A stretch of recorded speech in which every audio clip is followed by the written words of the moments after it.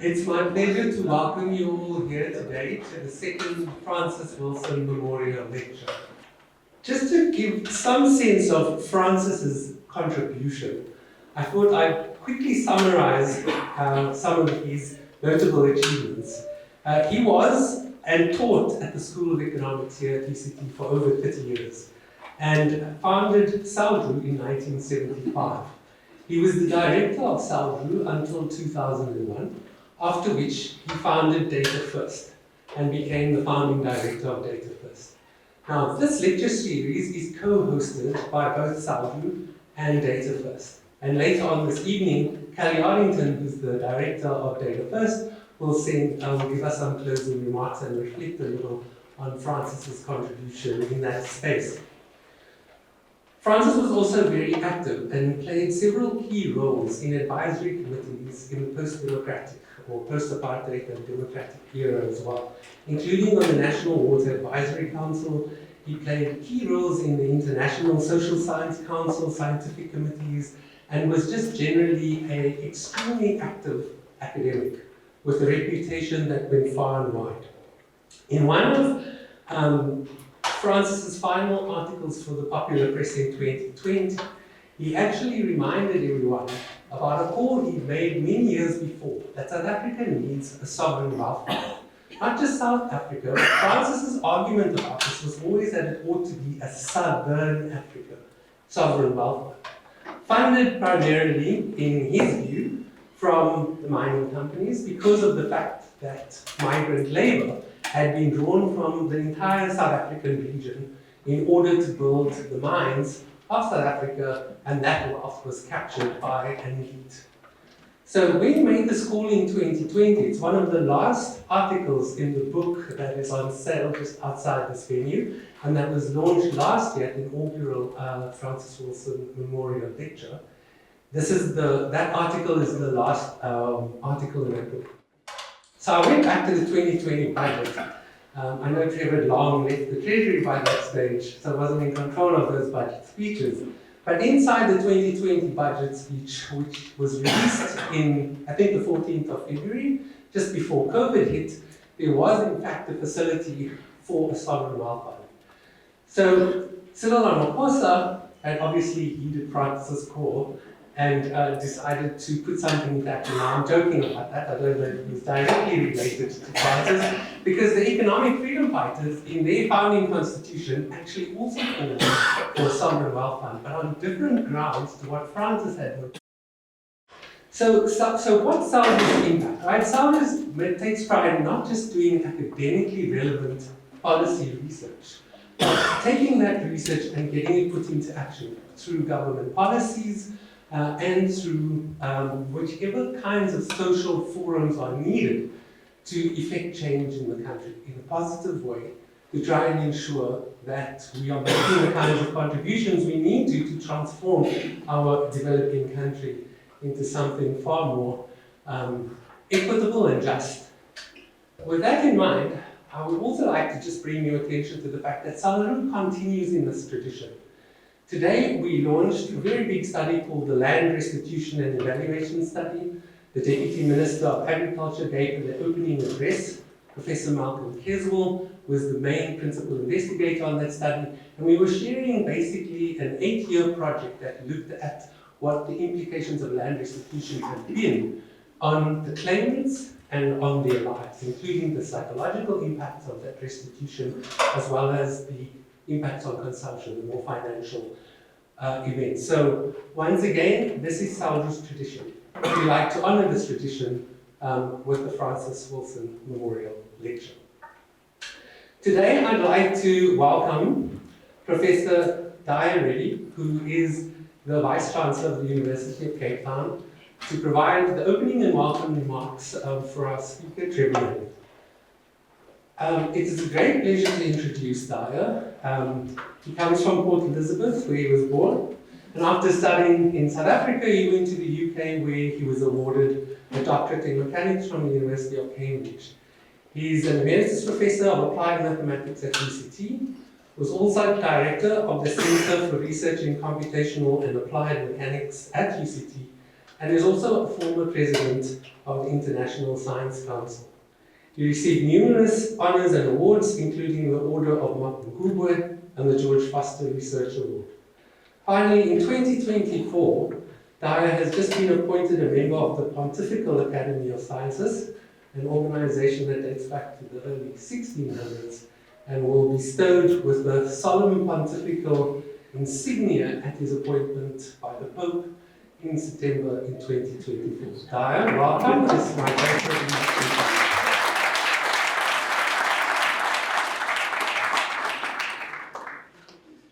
Thank you very much, Teresa, for that very kind introduction. Good evening, dear colleagues, ladies and gentlemen, distinguished guests, those online as well.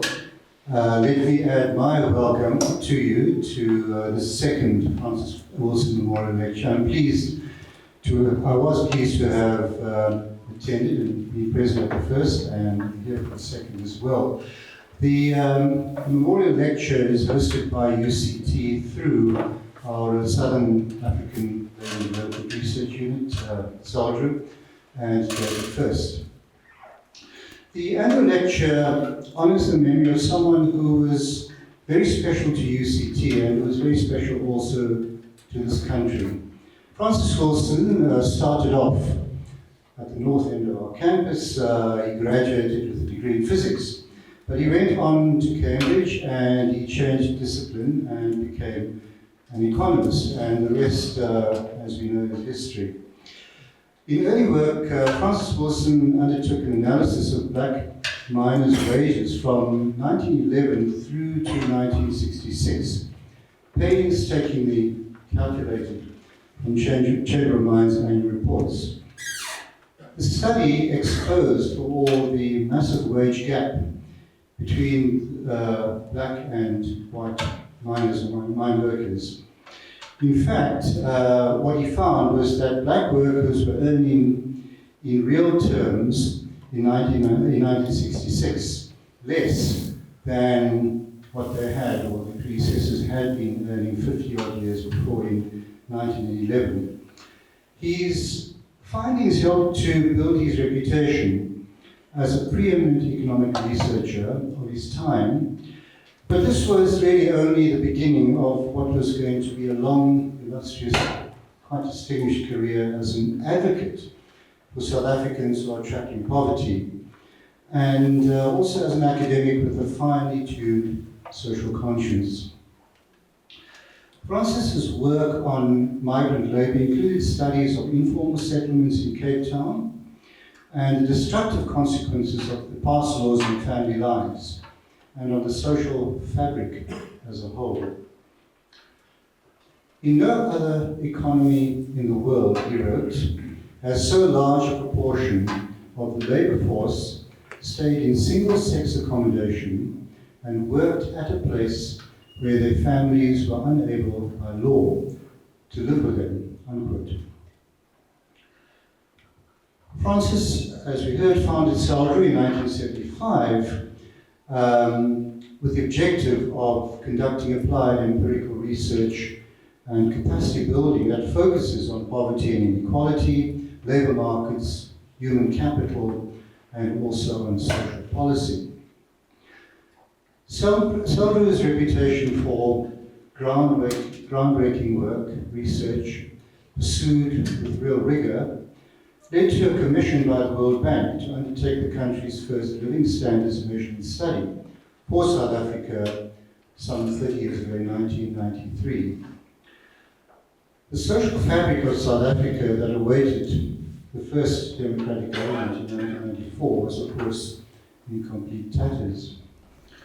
Thus began a series of panel surveys to establish a baseline of living conditions at the start of the democratic era. Certainly a major contribution to our country. Then in 2001, Francis established or founded DataFirst, which provides open access to data from South Africa and also other countries on the continent.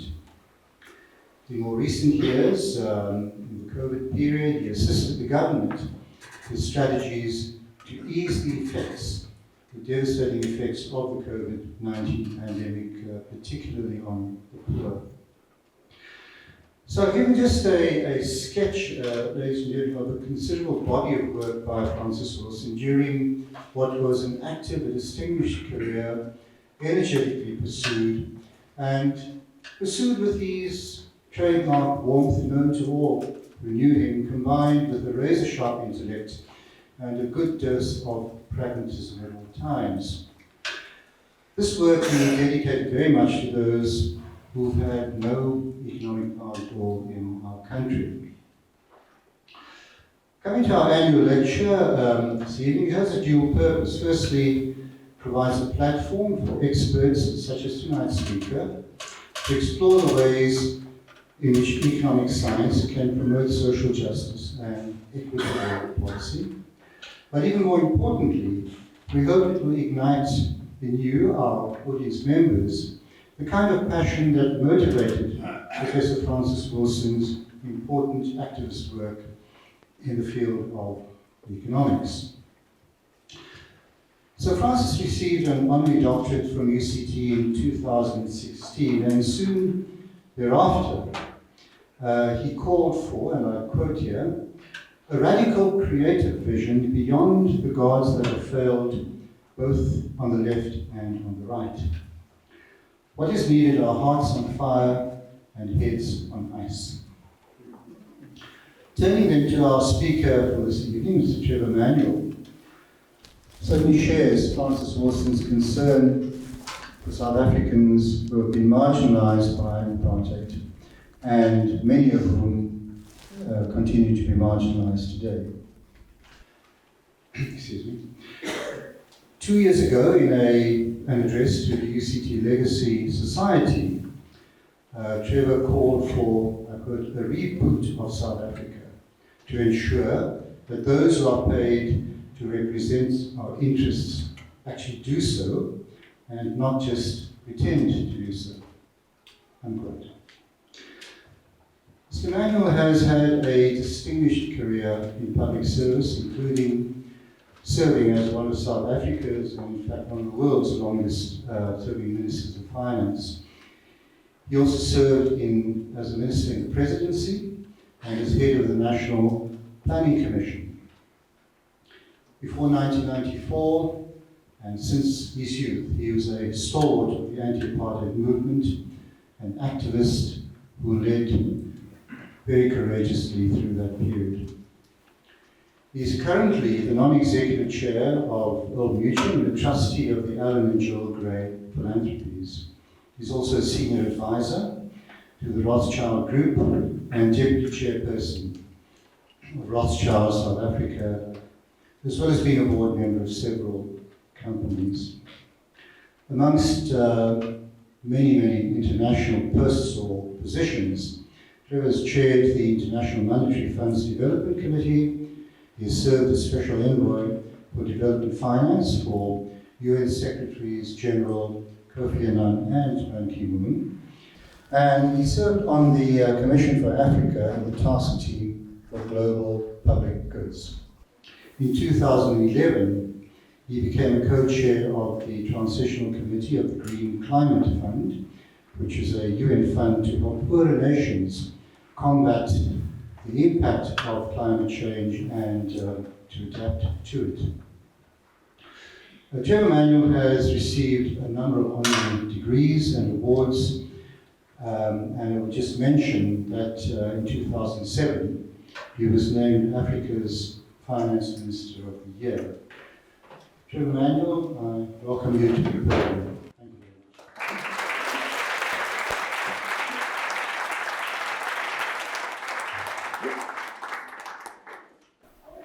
I think that what the two professors have done is to articulate very clearly what Francis's contribution to the economic discipline in South Africa has been. I'd just like to elaborate and void a little bit. I think we couldn't see Francis without understanding the impact of the Carnegie second inquiry, which was in his name and done with Montreal. It was fundamentally important. If you think of the shift between the first inquiry of the 30s and the second, then you begin to understand the reality of changing the geography of South Africa and understanding poverty in the context of the geography of South Africa in the way that Francis did. One of the incomplete works, and there are some people in the room who I will hold jointly accountable for this, was a body of work relating to inequality that we started and is still incomplete, the so-called Mandela Project. That we have to ensure that we can complete, because it was one of the big projects started at SALDRU. I'm sure the records are all still there. It's a difficult project, but one I think that in the spirit of Francis Wilson and the way in which he addressed issues, it is worth considering and convening people to do. You know, it was a very interesting discourse, because in the early 90s, the World Bank was trying to woo the liberation movement. I'll come back to the purpose of that wooing in a moment, but they were trying to woo the liberation movement, and it was in the course of that the idea of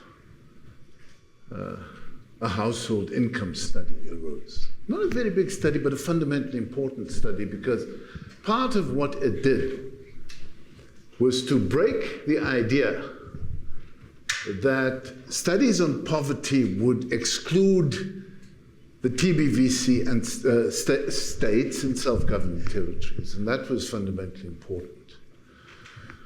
And it was to Francis that we turned in this, so that this match could be made and developed. And Francis did the thinking about how you could do this. And the first issue that he put on the table was access.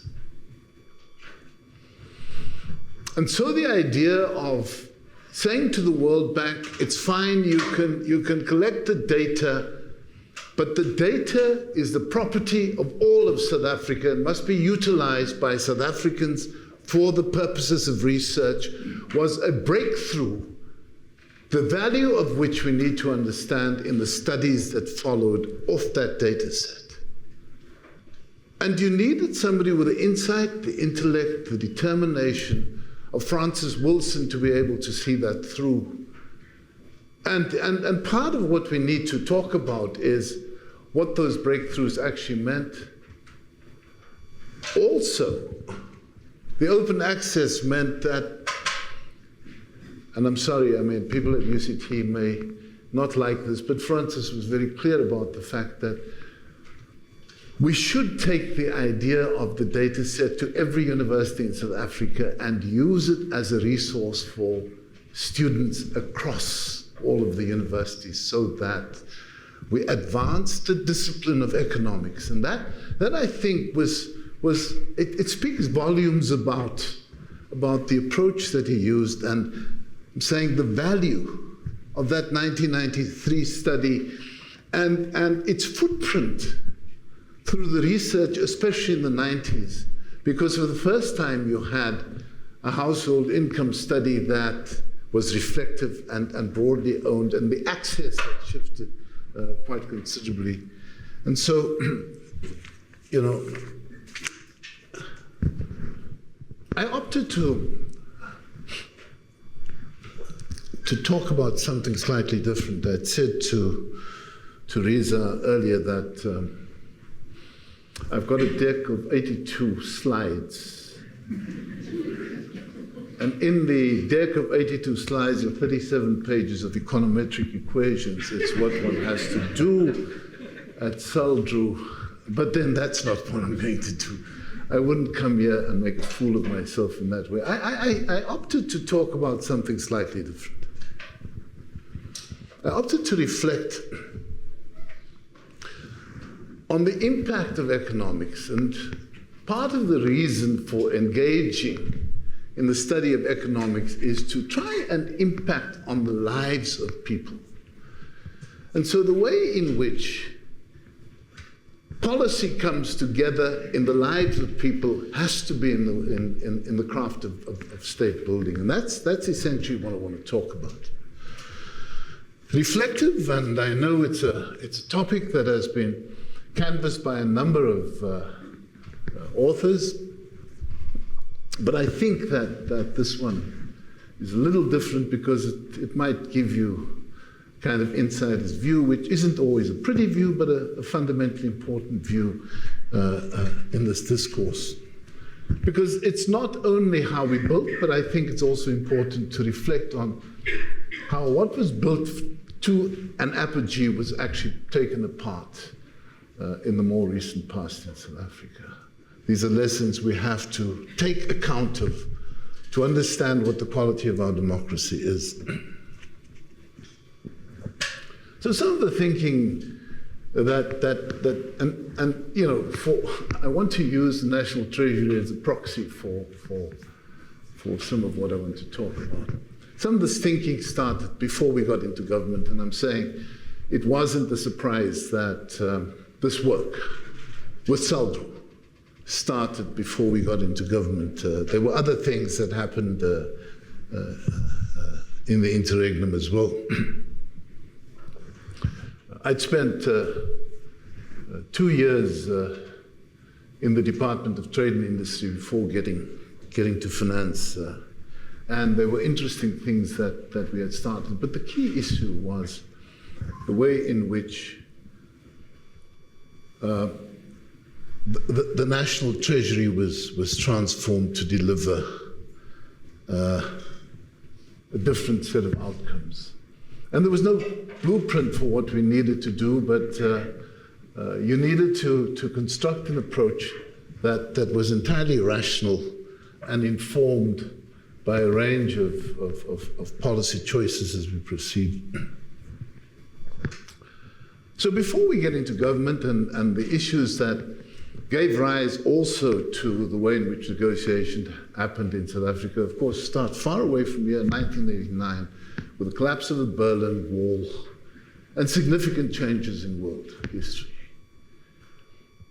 But what it does is to create ascendancy for a trio that was very difficult in world history.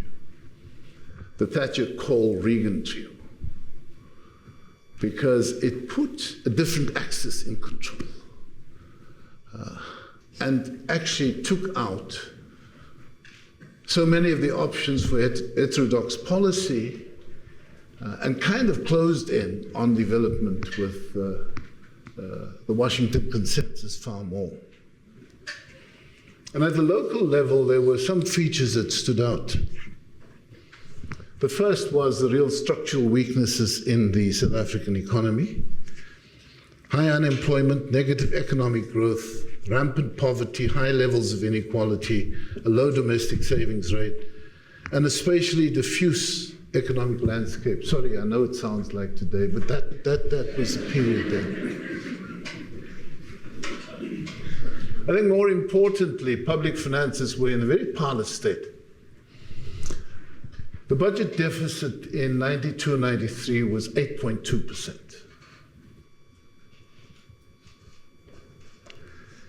Tax receipts were 26% of GDP, and it was made up by the sale of those oil stocks from all manner of coal mines where they were stored, because this gap between expenditures and revenues was growing in leaps and bounds. The TBVC and self-governing territories had different books of accounts, and they had all manner of liabilities, and even during the negotiations, there was never any explanation about the size of those liabilities. So, you know, the Government Employees Pension Fund had been hollowed out completely in spite of the existence of the Pension Fund Act that required pension funds to be fully funded. So that was a major liability on the fiscus as well. And then there were these undisclosed exchange rate losses by the Reserve Bank. In fact, part of this awkward arrangement was that the Reserve Bank was taking on all of these responsibilities, the Treasury kind of being the bankers to the Reserve Bank, but there were these exchange rate losses. And government borrowing, because it was all confined to South Africa, was exceedingly expensive and crowded out private sector. So, you know, it was an unbelievably difficult arrangement. These weaknesses also had to be combined with the security costs of cross-border raids and a defense force that was actually unbelievably expensive. And so, you know, there's a quote somewhere, maybe somebody remembers, men make history, but not in circumstances of their choice. I'm too old. Muleti, do you remember it? I'm too old to remember it. And so these were the circumstances on which we had to build a democracy. We didn't create, it's not a textbook case, it's not the results that the models spit out at you. But these are the circumstances that you start with and then have to try and build a democracy. And you know, we got into government without a heck of a lot of thinking about or understanding about how all of this worked. None of us had been in government. And so you arrive there and kind of, what do you do? I arrived as a minister in trade and industry. Maybe Alan Hirsch remembers. And there wasn't a computer or anything. There was a pink chaise longue in the minister's office for me to rest in the afternoon. I didn't know what the stuff was going to be about, and you needed to get on with the job of trying to build a democracy. And that was a challenge we had to take on. And I come back to the point that, you know, our friends in Washington always told us how easy it would be to borrow. There was never going to be any limitation on how much money we could borrow. And we'd go to Washington, D.C., and we'd talk to these people and try and understand what they were offering and so on. You know, there's an exchange that happened as early as 1991 where we were trying to test the waters on this, and I was told, you better understand that the World Bank is a bank. You borrow money, you pay back. It's like a bank. You borrow money for a car, you don't pay back, we repossess your car, and you still have to repay us.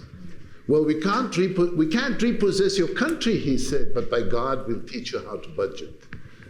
That was enough for us to understand how you deal with this bank.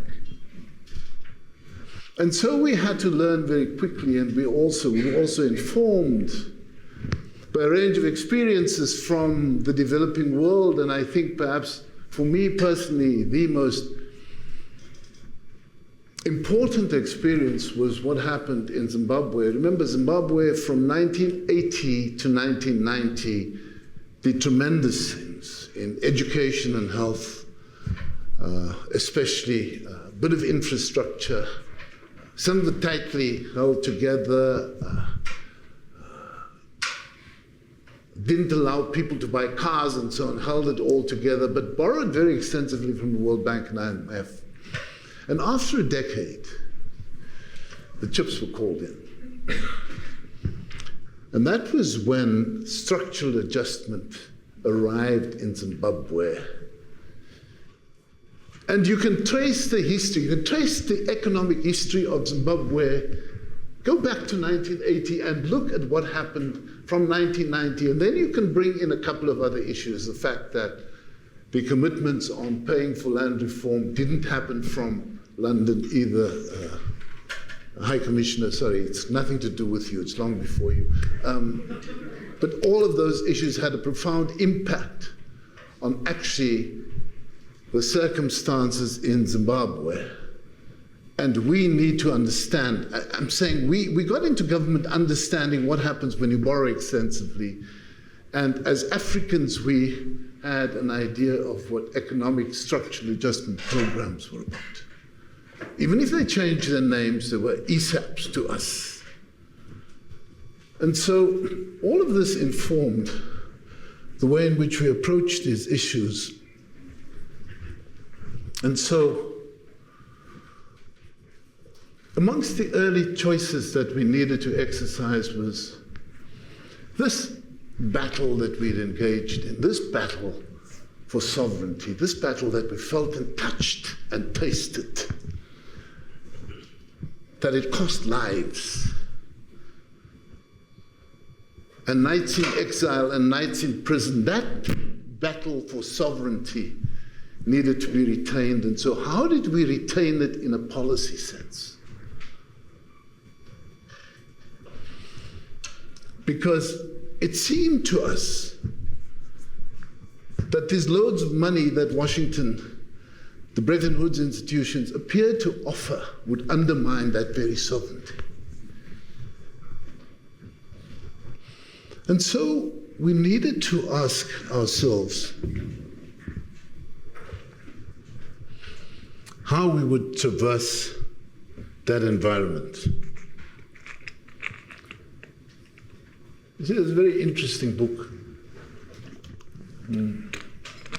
by Darren Acemoglu and Robinson called Why Nations Fail, and they say in there, and I want to quote, "Nations fail today because the extractive economic institutions do not create the incentives needed for people to save, invest, and innovate. Extractive political institutions support these economic institutions by cementing the power of those who benefit from the extraction." Now, it's a fundamentally important quote. I'm saying you've got to look at it in where we were coming from as a country and look at it later as well and try and understand in time sequence what has happened to the values and just the import of that quote in the way in which we had to take policy decisions.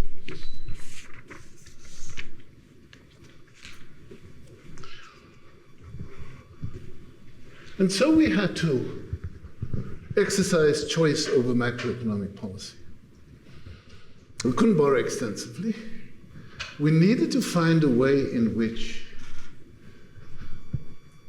we were mindful of the low savings rates then as we are now, attract inflows of capital, but understand that macroeconomic stability would be an important part of that equation. And how we exercise that then becomes important. So achieving macroeconomic stability, driving economic reforms, and the complete reorientation of public finances required close cooperation between macroeconomic policy, microeconomic policy, and budgeting. And that was the broad scaffolding that we then used to set about the task of building the state. First 2 years weren't that easy. We didn't have a constitution, there was a government of national unity, the wars in KZN were still raging very badly. And then 1996 came, and then we could do things differently.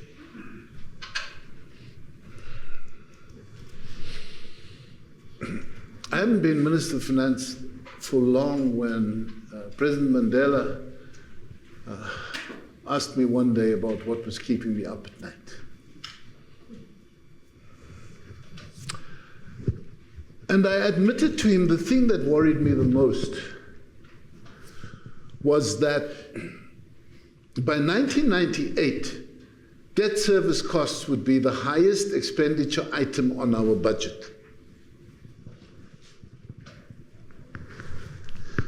And he said to me, Well, you know, I'm not an economist. He knew I wasn't one either, but that was fine. And said, but just explain this to me in plain English. That money's already spent. This is interest on what has already been spent that will be the greatest expenditure item on our budget. Yes. And he said, but then we're spending more on the past than on the future. It's that simple logic that we then used and put to good effect to ask a series of macroeconomic questions, the first of which was, can we reduce the deficit? So that we had a better handle on debt service costs. Of course, it's that gave rise to that macroeconomic policy about which has been written and sung, and a dislike grew called gear.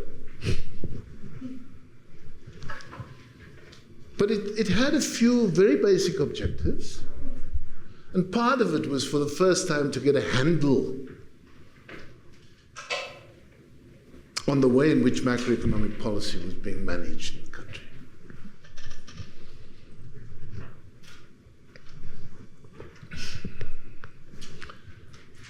And despite everything else that has been written, because the biggest issue was, for the first time in economic policy terms, there wasn't a negotiation with COSATU.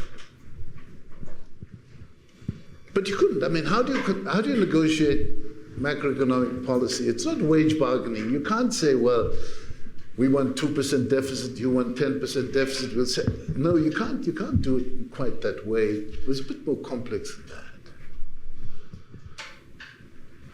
And so we had to take it on the chin and advance. And then there was this debate between the RDP and GEAR, and again, it's a matter that came up in the ANC's policy conference in Mahikeng in 1997, where it says the policy of the ANC is RDP, and GEAR is macroeconomic means to achieve the Reconstruction Development Program. But I mean, for some people, it hasn't settled it.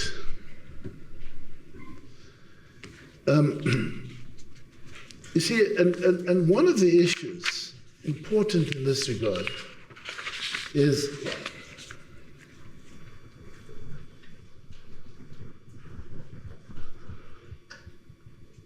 how you deal with the impact of this debt, because in point of fact,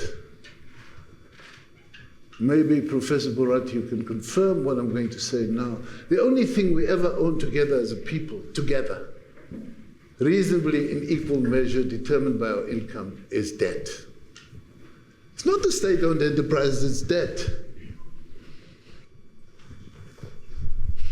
And debt is, of course, an intergenerational thing. And there was an author, I forget his name, but he had a white beard like this. I'm old, I'm allowed to forget things now. Who wrote about this thing of public debt. And he says, as though by a sorcerer's wand, it takes finance and converts it into capital without it even having to be exposed to industrial use or even to usury. It suddenly just assumes wealth. In other words, he was saying that all of this public debt enriches the bankers and not them.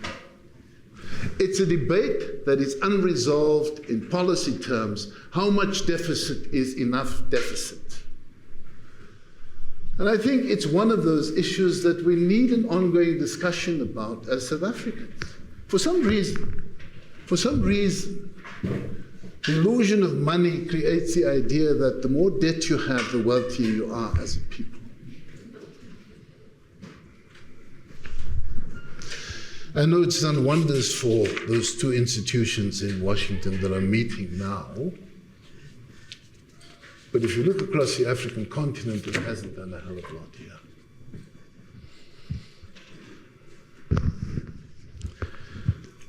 But having taken those decisions, you must then start examining what happens once you've tightened the fiscal envelope. Because suddenly,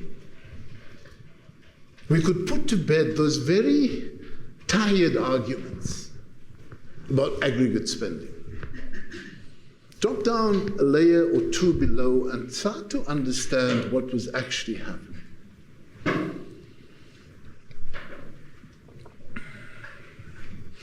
Start to understand what the policy choices actually were.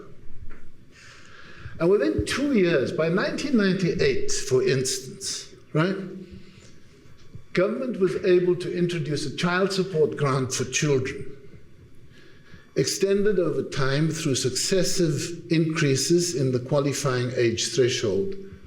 Today, 2/3 of all children benefit from the child support grant. In the early 1990s, the maintenance grant, which was replaced by the child support grant, went to less than 2% of all children and only to 0.2% of African children. I'm saying within 2 years of having adopted what was considered to be a completely right-wing policy, we were able to focus on where the money actually went and drive change.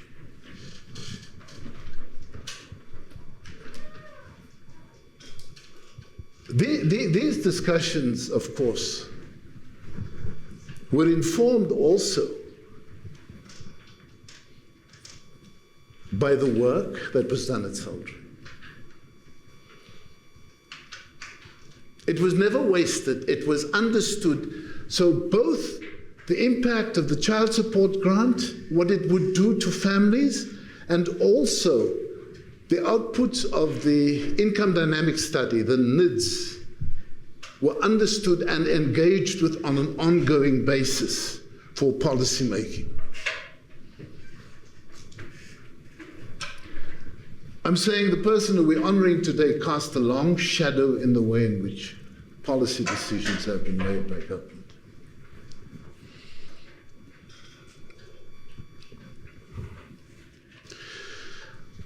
We were also able to increase grants year by year, expand support for municipal services, notwithstanding the difficulty of management of resources at local government. And these measures appeared modest year by year, but if you look at it over the period, it's actually been exceedingly significant. That's on the expenditure side. Now, one of the other things that happened in 1994 was that President Mandela appointed the Tax Commission, which was led by Professor Michael Katz, and they were tasked with looking at what happens to the revenue side and whether something could be done about this national sport of tax evasion. It's not an Olympic sport yet, so I mean, we can try. And the Commission, through its various reports, I mean, the first report made the recommendation that revenue administration be taken out of the Department of Finance and given administrative independence. And then a series of proposals about how to close loopholes, how to manage a process. Sometimes we may have been too rigid about taking out all incentives, but we were very focused on trying to broaden the base. And if you look at this period, and the economists will say, but it looks like they believed in the Laffer curve. It wasn't that. We needed to broaden the base and improve on the administration of what we were doing to ensure that the improvements on the revenue side of the fiscal balances actually became one of the hallmarks of transformation in South Africa. And bit by bit, were able to do that very successfully. And, you know, from 1997, when the SARS Act went through, and this new administration for revenue was built, I think almost for 15 years until it was captured. But you can read the Nugent Commission report on that capture. It did remarkably well. Okay. I'm saying okay because you know what happens in these things when you get carried away, then somebody flashes the time at you.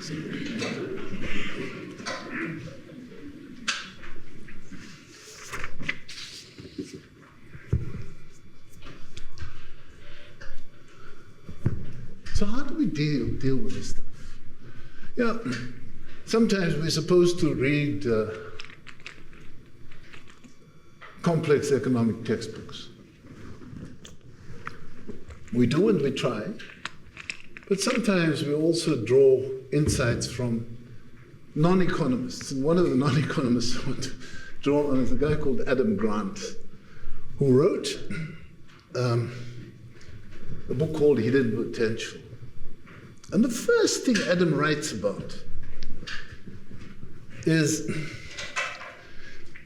how you build successful teams. And you know, there are some people, I don't want to embarrass them, who were part of this team in the National Treasury. Some of them are here, others are online and so on. Don't want to embarrass them. But they were an impossible bunch. Completely unmanageable, impossible, high energy, high maintenance. But they worked like Trojans. They worked, they thought, they proposed, they argued, they disagreed with the minister every single day. But it was that kind of high energy that I think laid the basis for all of what happened in the Treasury. It was an unbelievably strong work environment, strong work ethic, strong trust.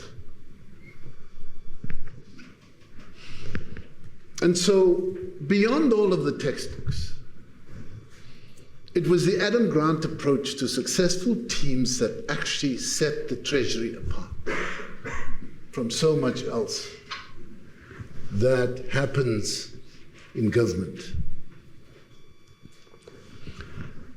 And the big issues that held the team together were the constitutional values. You look at the preamble to our Constitution, how do you deliver on the first set of principles in our preamble that commit us to improving on the living standards of each citizen and freeing the potential of each person? How do you deliver on that? And what is it that we do and bring together that allows us to deal with those issues? And those are the issues that we need to talk about. This National Treasury was built out of a merger of the Departments of Finance and State Expenditure.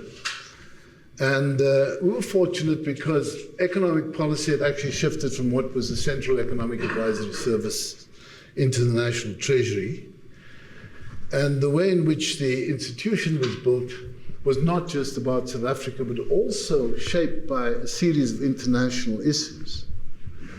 It was the late 90s were very difficult in the world. I mean, there were so many crises, Asian crisis, long-term capital management, and every time we're minding our own business in South Africa, smack. Currency takes a knock, and then we didn't have all the rules in place, and sometimes, you know, I mean, when we got to government, one of the things I didn't say is that we had negative reserves in the Reserve Bank. Maybe you should have put a minus sign in front of the name of the bank, but negative reserves of $27 billion in 1994. And one of the early agreements was to kind of try and bring it down to zero, and by 1997 it was almost at zero. And for some reason, over a few short days, they thought that they could defend the rand against some artificial currency exchange rate that was sitting in their head. And when the country wiped out its eyes, there was a fresh $24 billion net open forward position. You see, and when you look at those kinds of issues, you ask how we arrived at certain rules, and one of the rules we had to arrive at is, how should monetary policy be conducted in South Africa? And what we agreed to in 2000 was inflation targeting as an anchor for what happens with monetary policy. It wasn't some textbook thing. There were very real experiences as to why we had to take certain policy positions. There were also 17 banks that went down at some point. The largest of those was Sambo, and then we had to tighten up on bank regulation and bank licensing and all of those things. Those were fundamentally important lessons for us.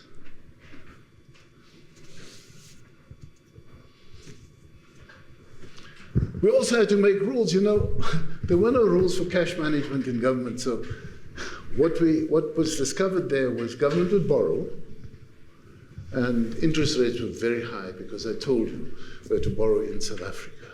Government would borrow, and the cash would be lying around, and nobody would know where the cash is lying around, so you're borrowing at 15%. And so you had to change all of that to try and improve so that the measure ultimately was in the quality of life of people. And then we had to take things further forward. And amongst the things we did was to introduce a medium-term expenditure framework, the three-year framework target published to explain what was happening on the expenditure side.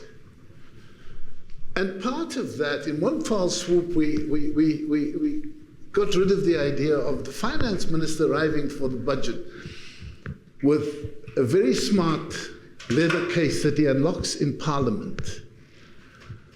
Because we didn't need that kind of secrecy. We could talk to our people about expenditure and invite all manner of agencies to talk through Parliament to the Finance Ministry about the expenditure choices over the next 3 years. And sadly, though it's still being done, and I saw Minister Godongwana announce it in October last year and follow through in February this year, it's not taken up by NGOs.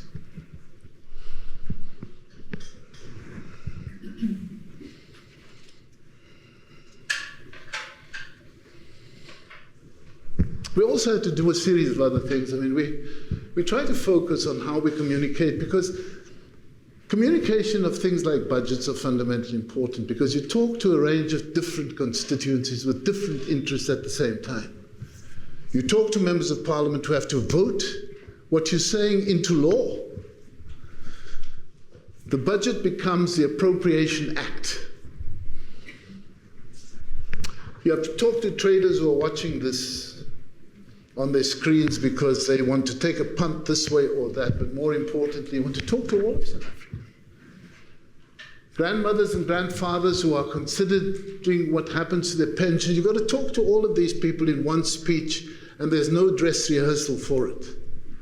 And so communication becomes important, and the people you rely on to do that communication, the media, don't always get it right. And so we even had to resort to training the media in what the documents cover. Year after year, we did that kind of training to ensure that we could assist the media. And as we were doing that, we were doing other things. We were an investment grade investment. Why were we investment grade? Because we brought down the level, the debt to GDP ratio quite considerably. Brought it down so that we could, that thing that troubled Madiba about the debt service cost issue, we could actually respond to that on an ongoing basis.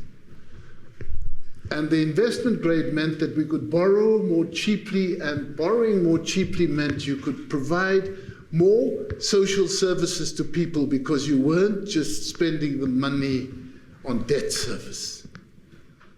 These things may sound like lunacy, but it makes rational sense when the measure you want is actually expressed in the Constitution, when you're trying to improve on the quality of life of citizens in the country.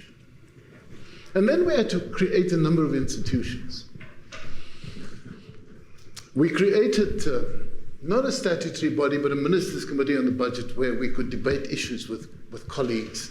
And we had all the ministers from big spending departments sit there and debate. Minister of Education, Minister of Health, Minister of Police, Minister of Public Service and Administration, regularly meeting, debating the issues, so that when the budget was passed, it was managed by the Ministry of Finance, but Cabinet owned it collectively. We also had a mandating committee for the Public Service and Administration because wage bargaining is unbelievably expensive in the public service. And then we had formalized, it's now statutory, this arrangement between national government and the MECs, where you debate issues. And you know, one of the things that set us back, Treasury didn't like it, there was a strategic arms procurement. Treasury hated it. In the end, we had to deliver on the best package available. It was a cabinet decision. Cabinet decisions are binding. And every time these matters came up, we had to explain to the provinces in terms of the constitution, because they argued correctly that this was taking away from their equitable share by financing the defense force. I'm saying all of these issues became fundamentally important for us. Passed the Public Finance Management Act, had some teeth, but didn't complete all of it. So I do want to talk about two bits of work that remain, that must be done in the context of the Public Finance Management Act, that sought to modernize what government does. And the first of these is personnel. Taking away from the highly centralized Public Service Commission that decided who can be a clerk, who can be this, who could do that, because there are all manner of people who've been employed. If you look at employment numbers across the public service, frequently not skilled people, but just across the board, unionized people who are impossible to get rid of, and the wage bill just rises in leaps and bounds. It needs to be addressed. And the other thing is supply chain management. The procurement budgets are completely out of control. You can open newspapers day after day, week after week, and see that people have been paid for roads or housing stock that they haven't built. And then some public servant will say, but that's BEE. It's not BEE, it's just silly management. You've got to deal with those issues and ensure that you don't throw out the baby with the bathwater.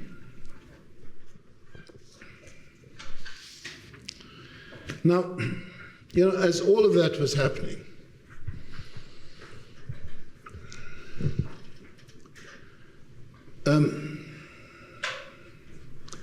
by the mid-2000s, there'd been very significant change. By 2007, for instance, the Treasury had reduced interest on debt from 22% in '96 to 15%, freeing up resources.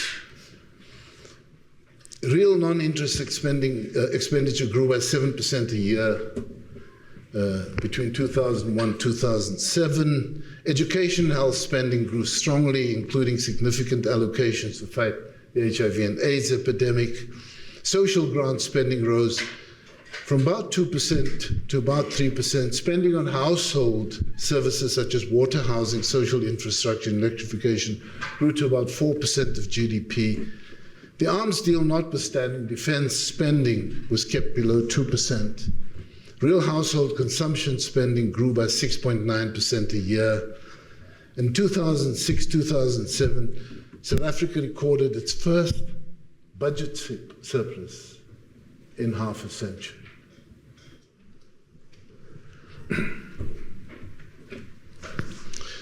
In that period, we experienced almost no financial sector disruptions. And globally, we were recognized for budget transparency, and the same World Bank recognized South Africa's budget as being the most pro-poor budget in the world. So, not a bad story. So it's not a story of Trevor Manuel, it's a story of an unbelievable team of people who were impossible to manage, but were high energy. That kind of team that believed in what they were doing and believed in service to people. And that is the magic. That is the magic that you need to try and find and put back. And by 2006, President Mbeki said, well, this is not doing too badly, but can we accelerate this? Can we grow it faster? Can we do something more? And he assigned the then Deputy President, Phumzile Mlambo-Ngcuka, to work with a group of international economists, a number of South Africans, but also from all over the world, many of them from the US. Can we advance what we're doing so that we're better? And the International Growth Advisory Panel was the one name, the other was the Accelerated and Shared Growth Initiative in South Africa, SKISA was the other name. And their work was fundamentally important. It spoke about some of the things that needed such a radical refit. Ports, rail, and energy, for instance. Now that was a long time ago. The work was all there, and it now remains as relevant as when it was done 20 years ago. And all of this, and it is a phenomenal body of work. And in 2007, of course, there was a big change at Polokwane. They threw virtually all of us out. And by 2008, we recalled President Mbeki in the same month that Lehman Brothers collapsed and the world was living through its greatest recession since the 50s. And when a different government in the same party came in 2009, all of those proposals, including all of the GISA proposals, were jettisoned. And now you can begin to go through the detail of what has gone wrong. The build-up to that apogee, and then how it has been taken apart brick by brick. I'm wrapping up, Riza. And you can also look at many of the institutions and the pressure that they've been under. And one of the institutions that actually stood remarkably strong was the National Treasury. There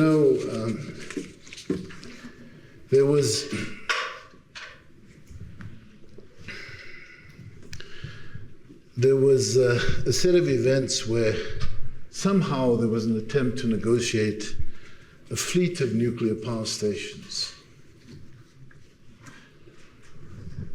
And the then Minister of Finance was told to sign it, and he refused. The Treasury said, you can't sign this. They asked all of the questions that treasuries must. What's it going to cost? What are the guarantees we're expected? What are the repayment terms? All of those questions that treasuries have to ask were asked. And Minister Nene said, not on your life, Mr. President, I will not sign it, and he was fired. And in his stead, the President fetched Des van Rooyen. People are laughing, I don't know why. He was there for a very long time, all of 4 days. The rand fell, the bond spreads, just took off stratospherically, and business in South Africa said, not on your life. And he was forced to reappoint Pravin Gordhan as finance minister. I'm saying these are fundamentally important lessons, because both within broader society and certainly from within the public service, certain things are possible if you build institutions, allow them to grow, not by bureaucracy, but by allowing people to be, to grow, to share, to live out their passion, their values. So let me end in the 10 seconds I have left, Riza. So after all of that, saying the build, the attempt to break, Treasury is now in a rebuilding phase. New DG, some people have stayed the course. The new DG, Duncan Peterson, is well known on this campus, taught here for a while. And I think we must give them the support, allow them to shape this institution and allow them to reconstruct the center so that the rest of government understands the value of democracy will be determined not so much by the big political statements that are made before an election, but actually how public service delivers day after day. And let me finally conclude by saying, I started by talking about the 1993 experience. And so, Riza, I want to look to you and say, part of the mantle that you have to take on is to work in the same way as Francis Wilson worked. Understand the value of data informing policy. Understand that it needs to be something that we create from across the university sector in South Africa. Try and produce this love for data, for analytics, and for policy across the university sector in South Africa, and understand that we have the ability to rebuild. We've done it once, we can do it again. Thank you very much.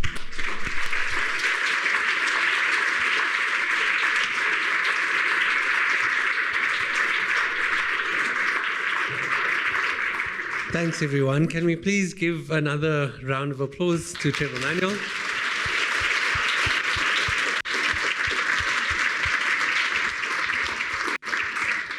We now have about 10 minutes for questions and answers, and I'd like to invite questions from the floor. We do have a roving mic, so please introduce yourselves and then ask your question. We'll also take some questions online, so please go ahead. Yes, at the back. So my question to you, Mr. Manuel, is that in economics, the invisible hand argument is sort of a backbone to deal with issues arising in capitalist society. The mic is not invisible, it's okay. I'm saying that it's what's said that it's going to protect the labor force from exploitation, inflation, and other things, and how the economy moves. Given failures such as the gear policy you mentioned, the rand manipulation, rife corruption in South Africa, what can you advise on the failures and lessons from your tenure as the finance minister, who was, for 15 years, which is longer than your successors combined to date? What could we learn from that in implementing and reviving the economy such that we don't have youth unemployment that is sitting at almost 50%, and just an economy that can be revived and start thriving again? Okay. One of us is not listening to the other. So he says, I admitted to gear failures, and I'm saying, no, hold on. Litau, you said gear failures. I'm saying within 2 years, we were able to extend child support grant to the majority of black children in South Africa. If that's a failure in your books, then I'm sorry. But then you haven't read the Constitution and you don't understand the values. Then you don't have a measure for what the improvement in the quality of life of people is. You clearly don't understand how you give young children from disadvantaged backgrounds a head start in life. But that then will require a different discussion between you and I and whoever else is interested in it. Similarly, you talk about rand manipulation. I'm going to ask you a question.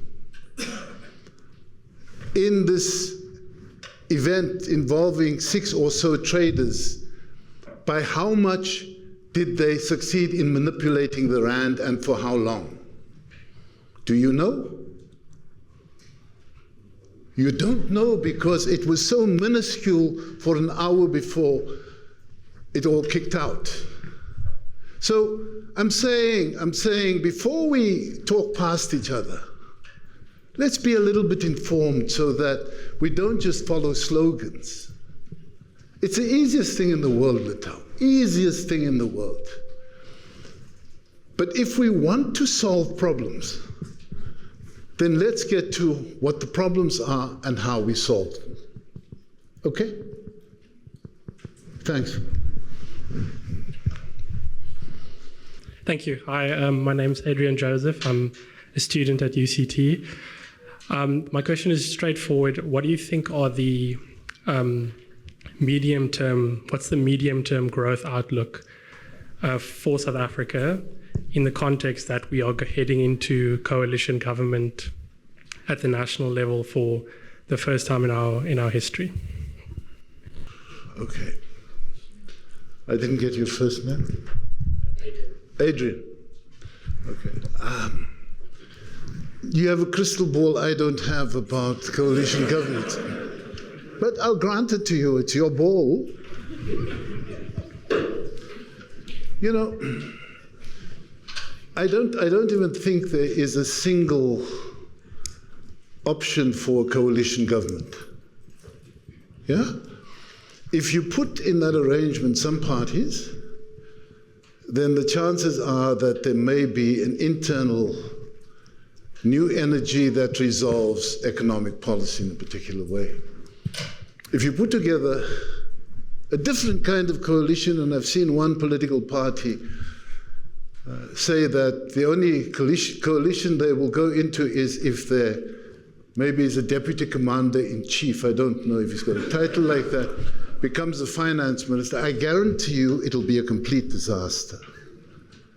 200 rand to the dollar, bond rates through the roof, complete disaster. Poverty is the tomorrow in that kind of coalition. So there isn't a one-size coalition fits all. I think the key issue, and I don't think that the starting point is now, Adrian. I think you have to examine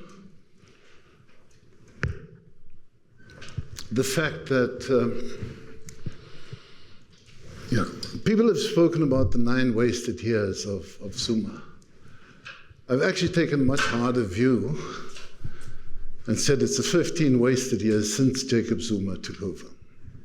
Because we haven't actually done a hell of a lot to repair it. Personalities may change, but unless you have the policy intent and determination, and you have a measure, I'm saying you have the Constitution, can't change the views of the Constitution, certainly not the preamble, but unless you have a measure about how you get there, we're talking past each other. And so all that coalitions will do will be to determine who the personalities are. What we need is to actually ask who the people are. And Prof. Reddy, I don't know where he gets these quotes, he makes them up, that's what professors do. Well, something I said, perhaps it was in the same room a few years ago, about public representatives. Now, one of the things we don't do as a people, we don't expect anything of our public representatives. Nothing.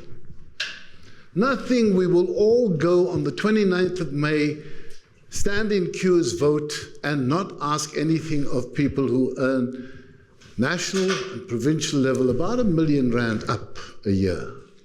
Ask nothing of them. They don't even have to go to Parliament often. They don't have to be in our communities. They don't have to represent the people. So shouldn't we look to ourselves and ask how we begin to change that? Because if you allow public representatives to get away with not doing anything, then we've got to look to ourselves and ask why we are devaluing our democracy in the way that we are. But that's a discussion we have to have. But the coalition, important, but I think that there are too many variables there. Thanks. I think we're going to take some of the online questions before moving back to the floor. We've got 2 online questions. The first one is from Carl Ace. He says, you have mentioned that we did this before, now we can do it again. Does this mean we can implement the same blueprint that was used in the 1990s and early 2000s? I think part of what I hope I said it, Carl. I hope I said it. I said there was no blueprint. And it's quite important that we take that view, quite a pragmatic view. What do you want to achieve with what, by when? These become the important questions, and so we don't start with a kind of ideological debate. We start with questions about what we want to achieve, what we have to achieve, and how we will communicate along the way. Because one of the things we don't do enough of is talk to ordinary South Africans about what is happening in their lives and what ought to happen in their lives. And then the next question is from Lucy Gilson. She says, given that where we are today and the need to grow public trust in the state, what is the key first step to rebuilding the state/public sector institutions? South Africans must actually debate the nature of the mandate. You know, parties make all of these commitments, all parties, all of them. They're very easy commitments to make on the number of jobs, the number of this, the number of that. And we as the electorate don't ask how. And so part of what we need to do is, in fact, I spoke somewhere not so long ago and said one of the things that I hope we will do is we need to know who our public representative would be. And suppose I live in Mitchell's Plain, I need to know from each of the 5 big parties who they'd like to put up as my representative. You don't have to have constituencies to do that. I want to know who these people are, and I want to know what their relationship with me as a voter will be in that community. And that begins to change the dynamic. Now, it does mean that we as the electorate need to spend less time just watching and become more active in our own lives. And I think it's that'll change the trust equation, which is very necessary in South Africa. I want to go back to Francis Wilson. You see, once you've developed data sets and you've provided access to data, the next thing is to mobilize in society so that people can utilize that data, because that's empowerment. Empowerment is not how many shares I've got. Empowerment is how much control I can have over my life. And I'm saying the information is there so that the empowerment is easily within reach. And what I'm hoping we will do as people who benefit from the struggles that produce democracy is to ensure that we are worthy of the struggles of those who've gone before and can deliver that kind of democracy. Thank you, Risa.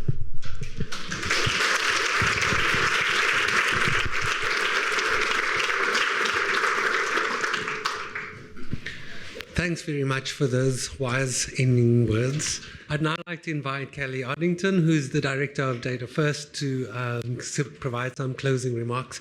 Kelly and I were both recipients of one of the first scholarships that Francis, David, and Murray Leibrand helped set up in 2003. So we visited Michigan together, and both of us are still very keen participants in the data process, as you can see from our current roles, and are strong believers in paying that forward. So, Kelly. Thank you.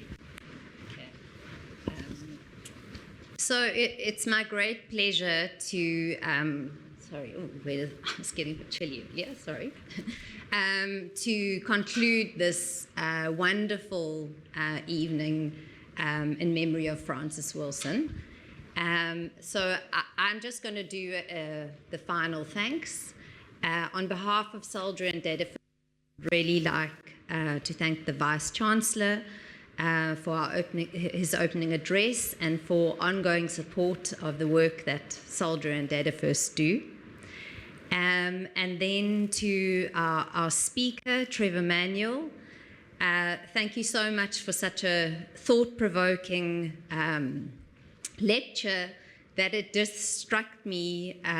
Fittingly, there were so many echoes of Francis in what you shared with us today. The things that spring to mind, and of those of us who've worked with Francis, are facts matter.